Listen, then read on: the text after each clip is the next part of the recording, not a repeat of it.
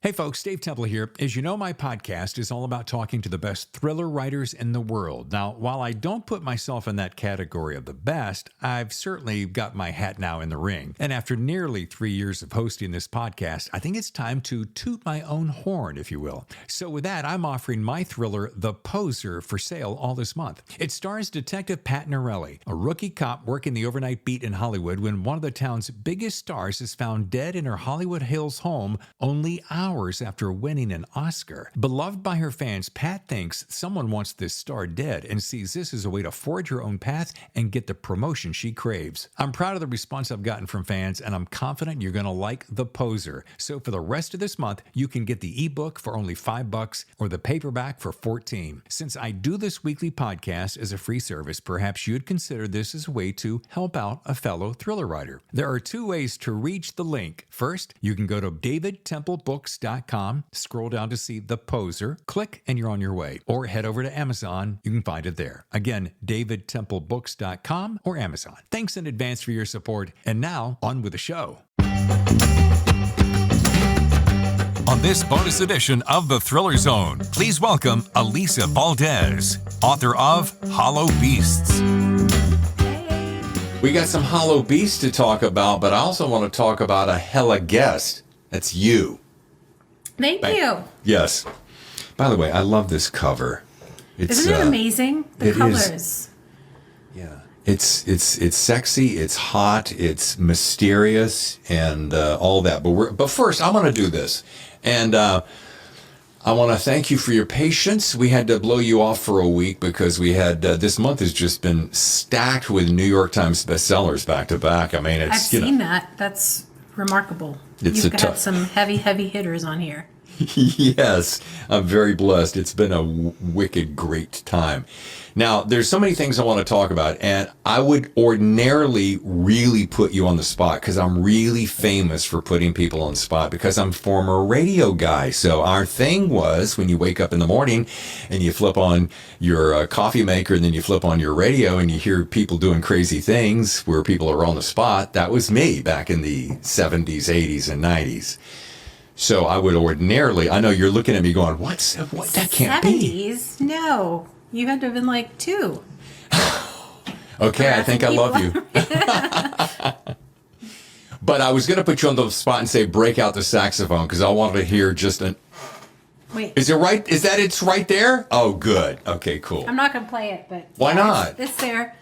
Oh, it doesn't have a reed on it, and it just would look weird. Nobody looks good playing the saxophone. Really.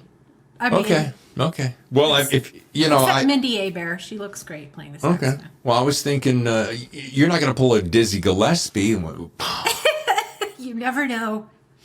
All right. Well.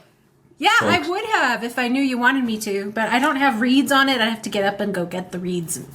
But it's right there. You know what we'll do? We'll have you back with your follow-up bestseller. Yay! And Blood Mountain's out next year, so.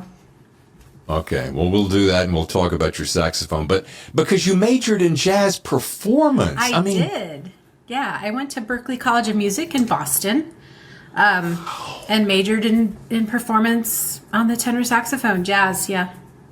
That's crazy. You have you have a really wicked variety of a background. I'm talking like fitness, cooking, jazz, aerobics, teaching, broadcast journalism, and the list goes on. It's crazy. Print journalism. Yeah, I mean, I'm old, so that's what happens when you're old. Like, your resume gets really long. People are like, how could you do so many things? I'm like, it's taken a really long time. I've evolved, But yeah, so that was back when I was a teenager, and I wrote about my experience at Berklee. I always knew I wanted to be a writer. Even when I was like 9, I was writing my first story. And I like music too. I'm both. And but my experience at Berklee College of Music in the late 80s, early 90s was kind of rough. It was like 85. The student body was 85% male. The teaching staff was 98% male. There were no it was just a different time. It was like the Clarence Thomas and Anita Hill time.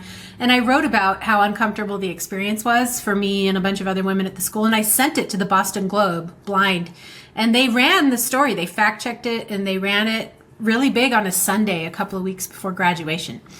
And Bonnie Raitt was our commencement speaker that year. And I remember her handing me my diploma and being like, "You're the girl who wrote that story." And I'm like, "Yeah." And she's like, "It was amazing. It was fantastic. And it doesn't get any better out here for sexism, you know." And I remember at that point thinking, you know, I was about to graduate and go on my first job, which was playing in the Americana lounge on a Carnival cruise ship, like in a big band for a ventriloquist whose mouth moved. He was drunk. It was like, I could do that for the rest of my life because that's like the level of musician I am. And weddings and God knows what. Or I could do this other thing that made Bonnie Raitt know who I was. Wow. So I went to graduate school after a week. After the next year. But I spent a week on the cruise ship, and I'm like, this sucks, man. I was sick all the time. They didn't let the crew above deck. Because I had this idea, cruise ship, fun. No, I was down in the bowels of the ship. I'd creep out at night to play for this weird dude. And anyway, so I went to grad school for journalism at Columbia because I'm like, I'd like to do this thing for real. And the Globe hired me. Like, as soon as I graduated, they hired me as the youngest staff writer at the Boston Globe ever. And I got 3 Pulitzer nominations within, like, the first, 5 years. And what? And before I was 28, I was named, like, the best newspaper essayist in the nation. I'm like, I was probably on the wrong path with the music thing. But you think? But I write as a musician. It's auditory for me. So when I edit out loud. My writing day's pretty regimented. When you work in journalism, I went to the LA Times after that. I spent about 10 years in journalism. But when you're a newspaper writer, you never get writer's block because there's no time. There's no time, and it wasn't an option. Like, you could feel terrible or tired, and you don't want to write about the Somerville City Council meeting. Who does? But you do it anyway because you're getting paid to do that. So I try to do that with novels now. So I get up, I write when I'm not taking my puking dog to the vet. I'll write pretty consistently every morning. And then around 1 or 2, I'll stop, but I record what I've written. Mm-hmm. And then I listen to it as I go for a walk or a hike. I totally get this, Alisa. I totally get it. Do. I really do, because everything to me, ask my wife, everything to me is about sound. Mm-hmm. It's how something sounds. An odd noise can annoy the fuck out of me. There's a certain balance to words that when you hear it, you realize, that really is melodic. That really works. And then when you read it, I'm a big fan of, like you, reading it out loud. Then you'll read it out loud sometimes and go, well, that really sucks. That just sounds horrible. So, yeah. Yeah. And when you learn jazz improvisation on as a keyboardist or something where you don't have to take breaths, right? They teach you at Berkeley to only play phrases that are as long as an exhale, because the human ear only evolved to take in packets of information as long as that. And then there's always a natural pause because you're breathing in. So my writing is like that. And I remember one of the first kind of criticisms I got when I spoke at a university after the Dirty Girl Social Club came out. It was, someone said, your writing is your sentences are very short and easy to understand. And they're like, is that a problem for you in the world of high letters? And I'm like, it's not a problem for me. Like, I guess it depends on what your goal is as a writer. And mine has always been kind of the journalistic goal, which is communicate clearly with as many people as possible and get out of my own way. Right. So, that's kind of how I approach fiction. And not to make it about anyone else besides you, because you are my star for the next few minutes. But when we were talking with Don Winslow, he was using a very similar thing. He's very much about seeing the page, and I'm an enormous fan of white space, or as some people call negative space. So when I look at a page, I am more comfortable when there are gaps in white space, because I feel like there's a fluidity that makes me feel comfortable. Plus, I know that my eye will move more quickly. Yeah. And I think this kind of follows your rhythmic references. I think that makes a lot of sense. Yeah. Nobody wants to be overwhelmed. No. Now, I want to, by the way, a quick question, because this has been burning in my head, because Don and I also talked about this. Do you have a favorite saxophonist, whether it's alto, soprano, or whatever? Do you have a favorite hornblower? Who is it? I do. It's probably someone nobody's ever heard of. He's a Norwegian saxophonist named Jan Garbarek. Oh, Jan Garbarek, yeah. Jan. All his work with Keith. Oh my gosh, why am Pat I forgetting? Metheny? Yeah, Pat Metheny, and I love him because he didn't come from there was a lot of pressure to conform at Berklee. Weirdly, to play bebop, to play a million miles an hour, to do it this particular way, to sound like. And I like Michael Brecker too, and Joe Henderson. But Jan Garbarek was like, I'm going to just riff on Norwegian folk music because that's who I am. I'm going to go stand on the edge of a cliff in the fjords and just play to the whales. And I just love it. His work is so emotive, I don't know if I'm going to feel like a cliche clown right now, but I was thinking that you might have pulled up somebody like, Desmond Getz, Coltrane, Parker, Rollins. I love all those guys. Yeah. I do. And we studied them. Sure. A great deal. But as far as, I'm not going to say New Mexico and Norway are similar, but I think there is a similar vibe as far as just the vastness of the spaces. Oh, got it. Okay, yeah. Well, let's transition into this magnificent little book called Hollow Beasts. Now, I've got a few things to talk about, and I'm gonna bring up one right now. It starts with a wicked prologue. There's no giveaways here, but it starts with a wicked prologue. It's disturbing, and it really makes me hate a little piece of humanity. We'll come back to that in a minute. But then it moves on to some odd humor. I was laughing out loud with the Instagrammers in the hot springs. That was friggin' brilliant. I mean, you nailed the dialogue to the wall. Thank you. Then that gets complicated with bad men. Again, why is it always bad men? That sucks. But then it ends, back to my, I'm going to bring up roller coaster.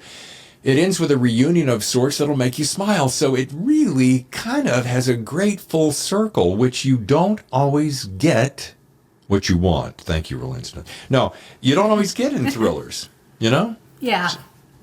Well, one of my absolute favorite writer, I would say, well, I have two of them, but one's alive and one's dead. The living one is Dean Koontz. I've been a huge Dean Koontz fan my whole life. I can see that. College, and I wanted, when I started out in novels 20 years ago, I really wanted to be in thrillers, and somebody who was perceived to be like me, there wasn't a ton of kind of welcome for that. So I did what was expected or where I seemed to fit. But that's always where my heart's been. And what I love about him is what I love about my favorite dead writer, who is Charles Dickens. And I think they both tell really fully realized emotional stories about complex characters, but it's also social commentary at the same time. Yeah. And I often tell people, if you want to know the myths of a time, you look at the journalism, because they'll present things that aren't true as though they're true. So I would imagine in Victorian England, child labor was sort of no big deal. Well, it's becoming that again here, isn't it?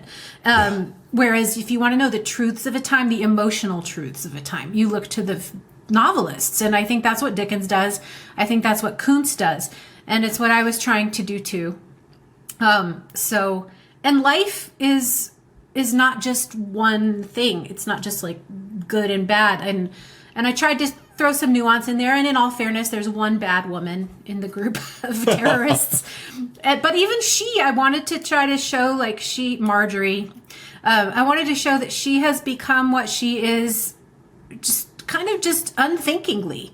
It just goes along with, bedazzling her jeans from Hobby Lobby. And it doesn't really occur to her that she's doing anything wrong other than... And I wanted to show she was brutalized too as a kid. Yeah, but I wanted to introduce some levity to it also. Yeah. There was a a survey done of the happiest music in the world, which was really interesting. And it's almost always coming from the saddest or the most painful places. So like the Dominican Republic, with merengue, or even when people say the blues wasn't sad. The blues was a counterpoint to the sorrow. So I try to do that in my book too, like to show that there is humor amongst the victims and the people who are oppressed. So even in that prologue, the girls it's some women who are being kept in a hole in the ground in the forest, and they're being hunted. Yeah. And one of them is just telling her story over and over to the others in case something happens to her, so they'll know what to tell her mom. But there's one in there who's just like, oh God, shut up. Yeah. And I was trying to show the diversity of those girls that the terrorists have all assumed to be one thing. They're not one thing. And in fact, one of them's kind of mean herself, So, yeah. But more importantly, let's get into the protagonist, who is Joni Luna. I like this gal. She's sassy. She's straight ahead. Everyone's going to like her. But where did you come up with a game warden for a protagonist? I like that because I don't think there's a whole lot of stories out there, Alisa, about game wardens. It's funny. So the idea came to me first, and then I Googled. I'm like, is anyone else writing about game wardens? And that's how I found CJ Box, who I love. Oh, he's like going to be the silver medalist right under Kuntz and Dickens. Like, the guy is like, he's a machine. First of all, he writes so much, but he's so good. Yeah. He's just so good. But yeah, I was kind of like, I only read a couple of his books before I started writing, because then I'm like, I don't want to read anymore. I don't want it to influence how I do Jodi. The idea of Jodi came to me, I'm going to be totally honest with you, and it's not super flattering, but I was on a dating site, and I went on a date with a game warden, a dude, and it didn't progress. My mom calls me the queen of the first date because I'm very happy the way I am. Like, if you're not adding something to my life, it's going to be worse. I'm not going to do this. But I always learn something interesting. And he was the one who told me that game warden, I didn't know what it was. I thought it was a forest ranger. Right. A lot of people make that mistake. It's not. Game warden is the only cop whose job it is to protect wildlife from people, basically. Okay. And they enforce conservation laws. They also teach people to hunt properly. So it's not, and I liked that because it's not, you can protect animals and still be a hunter. Sure. And still go fishing. It's not like this. The U.S. is real big on binaries right now. So it's going to be like, here's the hunters, and they're all trophy hunters and horrible posing with a dead giraffe. And then there's PETA and vegans. There's a lot of nuance in the middle. But yeah, he told me that his job was the most dangerous law enforcement job in America. And I'm like, that cannot be true. You're out there in the middle of nowhere. And he's like, look it up. And I did. And sure enough, game wardens are 7 times more likely to be attacked or killed on the job by a suspect than a city cop in like the worst urban area. Well, do you think that's because it's so remote and the chances of getting caught are pretty tough? I think it's that. It's definitely that, because they can patrol an area that's 5,000 square miles. Wow. Can you imagine? No. And they don't usually work with partners, so they're by themselves. Oh, wow. And in those remote areas, their cell phones don't work. The police radio might not even work in some of those spots. So they have a satellite radio, maybe. And then if you think about who they're up against out there, like people who have their licenses and they're fishing and hunting properly are not a problem because they do things the right way. But poachers, you got to think of the mindset of a poacher. This is a person who is armed. This is a person who does not care for the law. And this is a person who feels entitled to do whatever they want as long as nobody knows about it. So you put all those things together, and I started thinking, wouldn't it be interesting to be a woman game warden? Because then that adds most poachers are men. So it adds like another element of just danger. And that's what appealed to me. I feel like she's like the most imperiled cop in America in a way. And then I upped the ante, by putting her up against a group of terrorists who doesn't like people they perceive to be like her. Right. So it's all of that. It was a wicked blend. I mean, it really was. You had yourself, you were rooting for her, and then, of course, you despised the antagonist. And yet, and then there was so much darkness throughout it. But the way you pulled it out at the end by making this reunion, I'm just going to use that one word and stop, made me go, oh, wow.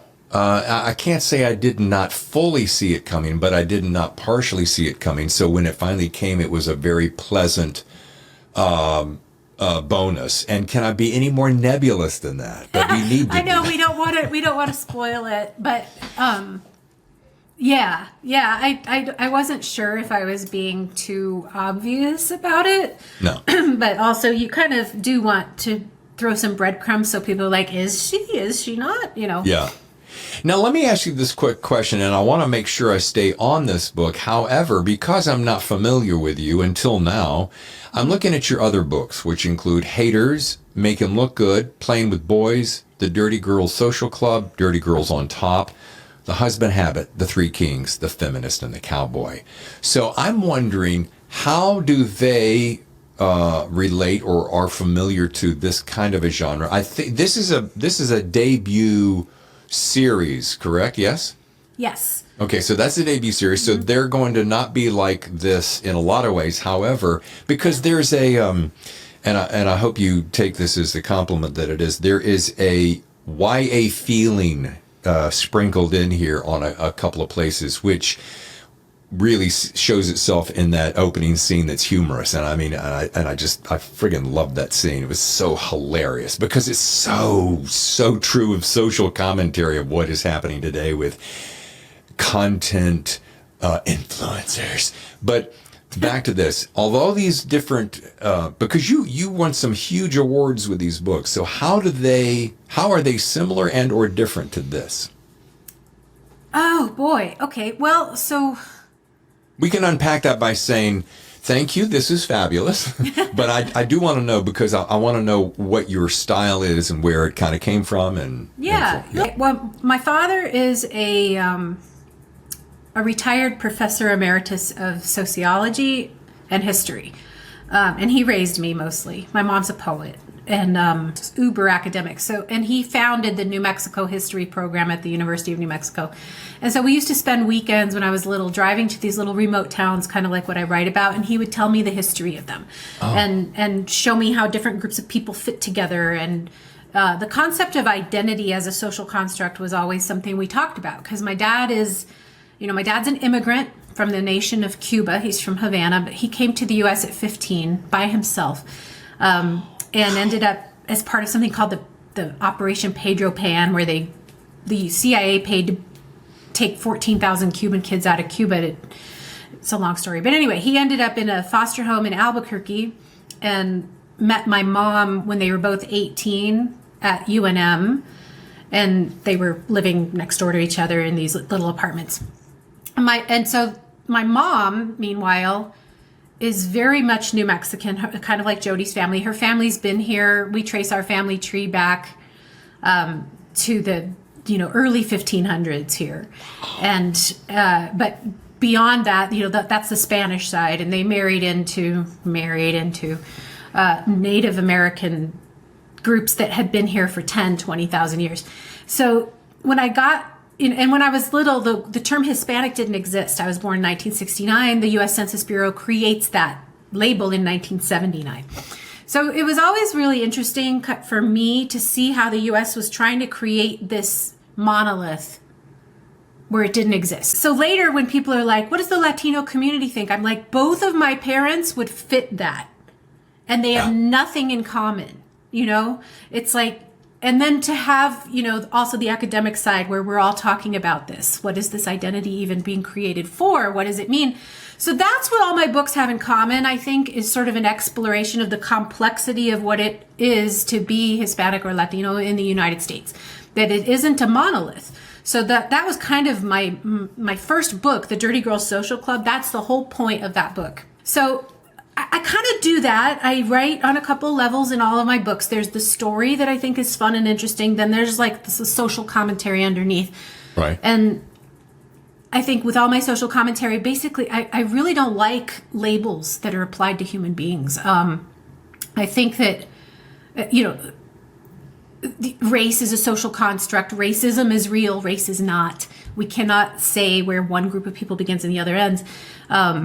So for me, it's kind of like this belief, this American belief in race and ethnicity based on how you look is a religion of sorts. And not one that I believe in. Not one you want to worship at. Well, then this first of all, I felt like I just went to school and I should get some kind of a degree. But please don't ask me if there's going to be a quiz. So sorry. Because I'm not really great with quizzes. So, secondly, this now helps me understand why you came up with that moniker or nickname of the godmother of Chica Lit. I mean that. Oh, yeah. Right. Yeah, it's so funny because my first book was almost a parody. Yeah. Write a Latina term, and I'm like, that will never exist. And here's why. And then to be like this label, and I say it in the book, it's like none of us had anything in common, but except for the fact that someone somewhere thought we had something in common. Yeah. And that was enough to bond us. So it can both be something that you embrace and that bonds you to other people, but within the group, you all know that it doesn't really mean anything. Like, we're not that simple. We're not that, easy to predict. Right. So I've been towing that kind of fine line to be like, this thing doesn't exactly exist the way you think it does. And then to suddenly have the mainstream media be like, oh, she's the godmother of that thing that she just tried to tell us doesn't exist. I'm like, cool, I think. I don't know. Isn't that funny? Yeah. We're not going to give you a label, but I just gave you a label because the label fits for me. Right. And that's the thing about labels. They tend to serve the dominant class. Yeah. And someone asked me, do you want to be called a Latina writer or not? And I'm like, it depends on who's saying it. So let's think about being called, a funny Jew by Hitler or being called a funny Jew by Albert Brooks. Like, right. What is the intent behind the label? And as a word person, words are fascinating to me because none of them are the things that they represent. So it's this imperfect effort for all of us contained within these bodies, to connect with each other somehow. So, there's a big debate now. Is it Latinx? Is it Hispanic? I'm like, it doesn't matter. Having had parents who speak 2 languages, my dad, fully bilingual now, but I realized early on the word didn't matter. It was the thing that they were trying to say with the word. And in the U.S., I think we get really hung up on the symbols. Yeah. Rather than what the intent behind the symbol is. Well, how about we just say you're a damn fine writer? Thank you. Yeah. How about we just go with that? I like that. I'm really terrible at almost everything. Like, sincerely, really bad at almost everything. This one thing I'm good at. That's it. By the way, I'm not buying it. I am going to circle back and hear you blow your horn. I want to hear that. But another time, when you can get your reads in order. But this has been fun, and I appreciate your time. And folks, if you'd like to learn more and read Hollow Beasts, which I would recommend, you might want to go to Alisa-Valdez-Rodriguez.com. And by the way, I did a little digging on you, and I like your little Linktree connection better because I learned all kinds of stuff about you there that I'm not sure that I saw on your website. So yeah, the Linktree's better. If you want to do that, Linktree/author Alisa. All right, once again, Alisa, this was fabulous fun. Hope the puppy's going to be better, and thank you for being on the show. Thanks for having me. I apologize for my confusion. All good. All right, thank you.